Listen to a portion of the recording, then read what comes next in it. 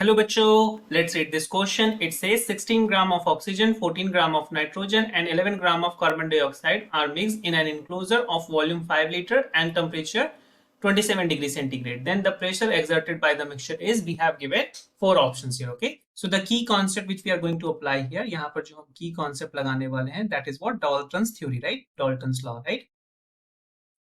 And Dalton's का rule क्या कहता है कि अगर किसी इंक्लोजर में there is more than number of one gases, तो जो टोटल प्रेशर एक्सर्ट होगा वो इन सभी प्रेशर का सेपरेट होगा, राइट? सेपरेशन जो दे अप्लाइड सेपरेटली, उन सभी का एडिशन होगा। ओके, तो P1 इज व्हाट? P1 को हम लिख सकते हैं N1 times, because we know that ideal gas equation PV is going to nRT, तो प्रेशर का फॉर्मूला क्या हो जाएगा? P is going to be what? nRT upon में what? V।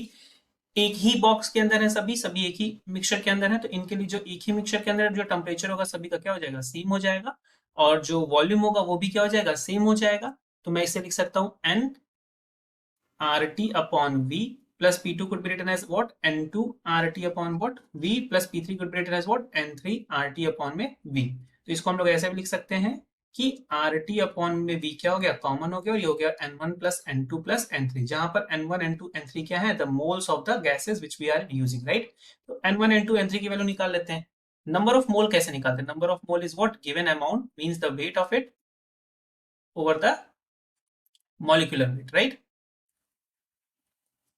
सो N1 क्या हो जाएगा? N1 हो जाएगा 16 ग्राम डिवाइड बाई ऑक्सीजन का मॉलिक्यूलर वेट कितना होता है? ऑक्सीजन का मॉलिक्यूलर वेट होता है, बिकॉज हमारे पास ऑक्सीजन O2 है, एक ऑक्सीजन का मॉलिक्यूलर वेट या फिर आप कह सकते हो एटॉमिक वेट होता है 16, तो 16 टाइम्स 2 कितना हो गया? 32, ये हो गया 32। सिमिलर वे में N2 जब आप कैलकुलेट करोगे तो ये हो जाएगा 14 अपॉन में नाइट्रोजन। नाइट्रोजन के लिए कितना होता है? नाइट्रोजन के लिए आप यूज कर सकते हो N2, राइट? N2 का हो जाएगा 14 टाइम्स 2 और ये हो जाएगा 28, राइट? तो ये आ जाएगा 28। और N3 आप क्या यूज कर सकते हो? N3 will be what? Carbon dioxide. Carbon dioxide की वैल्यू कितनी गिवन है? 11 डिवाइड बाई कार्बन डाइऑक्साइड का मॉलिक्यूलर वेट आप निकालोगे तो आपको मिलेगा 40। अब इन सारी वैल्यूज को हम क्या करते हैं? यहाँ पे पुट करते हैं। प्रेशर हो जाएगा P is going to be, N1 की वैल्यू हो गई 16 अपॉन में 32, N2 की वैल्यू कितनी हो गई? 14 अपॉन में 28, और N3 की वैल्यू कितनी हो गई? 11 अपॉन में 44। ये वैल्यूज हो गई, और RT अपॉन में V ये चल ही रहा, right?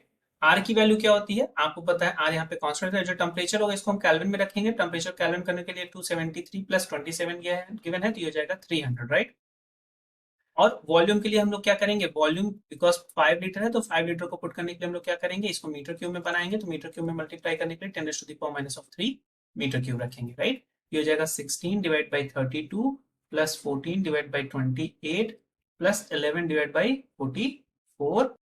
The value of R is 8.31, the value of temperature is 300, and the value of volume is what? 5 times 10⁻³ Okay, now we have to solve this. इसको क्या लिख सकते हो? 1/2, इसे आप क्या लिख सकते हो? 1/2, और इसे लिख सकते हो 1/4 times this is 8.31 times 300 divide by 5 times 10⁻³ इसको जब आप सॉल्व करोगे तो इसकी वैल्यू आपको मिलेगी 5/4 times of 8.31 times of 300 divide by 5 times of 10⁻³ जब इसे हम पूरा ओवरऑल सॉल्व करेंगे तो ये प्रेशर मिलेगा 6.23 times 10⁻5 newton per metre square. Okay, so जो प्रेशर हमें मिलेगा वो मिल जाएगा 6.2 times 10⁻5 newton per metre square, which seems the option number C. So option C is the perfect answer for this question. I hope you understand it well. Best of luck. Thank you.